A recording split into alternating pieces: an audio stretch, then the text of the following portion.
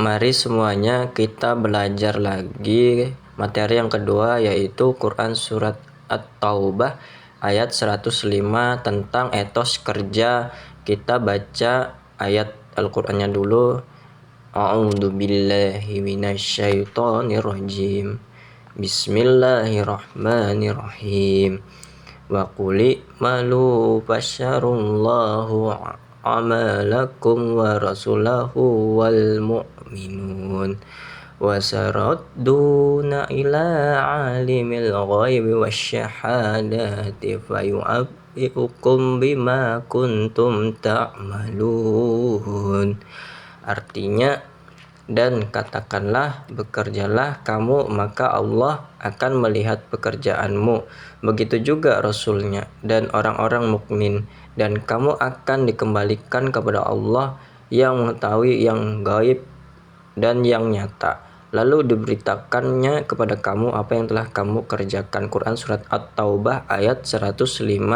Jadi kesimpulannya, ayat ini menekankan bahwasannya kita harus bekerja keras dan diniatkan dengan ibadah dan cerdas.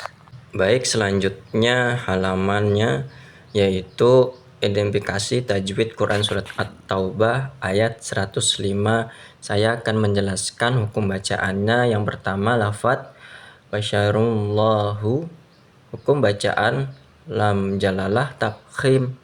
Karena lafadz Allah didahului oleh fathah, maka cara bacanya basyarullahu. Kemudian yang kedua, amalakum wa rasuluhu. Hukum bacaannya idhar safawi, karena mim sukun bertemu wawu. Idhar safawi ini dibaca jelas.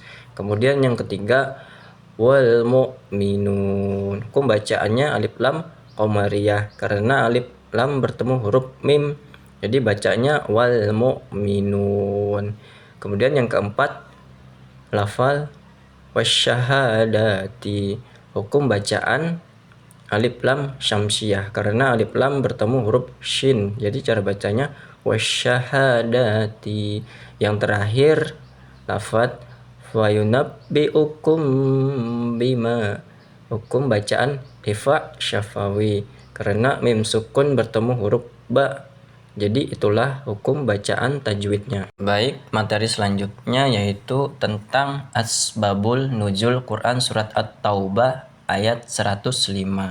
Menurut kitab Lubabun Nuqul fi Asbabin Nuzul, sesuai seusia berperang, Rasulullah Shallallahu Alaihi Wasallam bertanya, siapakah orang-orang yang terikat di tiang ini? Ada seseorang menjawab, mereka adalah Abu Lubabah dan teman-temannya yang tidak ikut berperang. Mereka bersumpah tidak akan melepaskan ikatan tersebut, kecuali Rasulullah sendiri yang melepaskannya. Kemudian Rasulullah Shallallahu Alaihi Wasallam bersabda, aku tidak akan melepaskan mereka kecuali jika diperintahkan oleh Allah Subhanahu wa Ta'ala. Karena Allah Subhanahu wa Ta'ala menurunkan Quran Surat At-Taubah ayat 102. Kemudian Rasulullah Shallallahu Alaihi Wasallam melepaskan dan memaafkan mereka. Baik, saya akan menjelaskan tentang tafsir Quran Surat At-Taubah ayat 105. Menurut tafsir Al-Misbah, ayat ini mendorong manusia untuk lebih mawas diri dan mengawasi amal atau pekerjaan mereka. Allah Subhanahu wa Ta'ala mengingatkan mereka bahwa setiap amal baik atau buruk memiliki hakikat yang tidak dapat disembunyikan. Amal tersebut akan disaksikan oleh Allah Subhanahu wa Ta'ala, Rasulullah Shallallahu Alaihi Wasallam, dan orang-orang beriman pada hari kiamat. Allah Subhanahu wa Ta'ala akan membuka tabir penutup yang menutupi mata mereka sehingga mengetahui dan melihat secara langsung hakikat amal mereka sendiri. Jadi bahwasannya kita diawasi dalam hidup di dunia ini. Baik, selanjutnya adalah hadis tentang etos kerja. Kita baca bersama-sama. A'udzubillahi minasyaitonirrajim.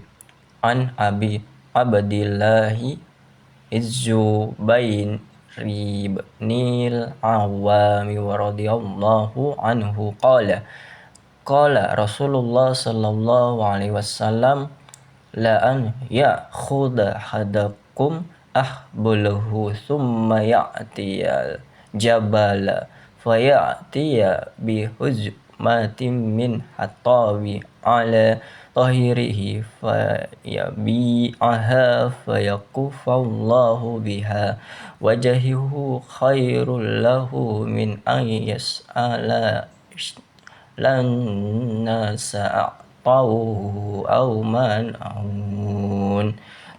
Artinya dari Abu Abdillah Az-Zubair bin Al-Awwam radhiyallahu anha berkata, Rasulullah Shallallahu alaihi wasallam bersabda, sungguh sekiranya salah seorang di antara kamu sekalian mengambil beberapa utas tali, kemudian pergi ke gunung dan kembali dengan memikul seikat kayu bakar dan menjualnya, di mana dengan hasil itu Allah mencukupkan kebutuhan hidupnya, maka itulah lebih baik baginya daripada ia meminta-minta kepada sesama manusia, baik mereka memberi ataupun tidak memberinya. Hadis riwayat Bukhari.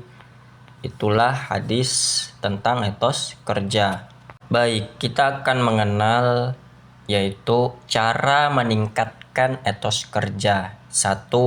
Membuat skala prioritas dari semua pekerjaan yang mendesak untuk segera diselesaikan. Kemudian kedua, meningkatkan semangat pengetahuan dan keterampilan yang menunjang pekerjaan. Kemudian yang ketiga, saling memberi motivasi kepada rekan kerja agar terjaga komitmen untuk maju dan sukses bersama-sama. Kemudian yang keempat, menciptakan suasana kerja yang nyaman dengan saling menjaga perasaan rekan kerja. Yang terakhir, yaitu melibatkan teknologi canggih dalam proses pekerjaannya. Itulah cara meningkatkan etos kerja. Baiklah, penghujung materi ini kita akan menjelaskan lagi yang terakhir bagian ini. Manfaat etos kerja. 1. Terbiasa menghargai hasil yang sudah diraih. 2. Menjaga martabat diri sendiri. 3. Mewujudkan pengabdian kepada Allah Subhanahu wa Ta'ala. Yang terakhir, melatih sifat tabah, sabar, dan tawakal.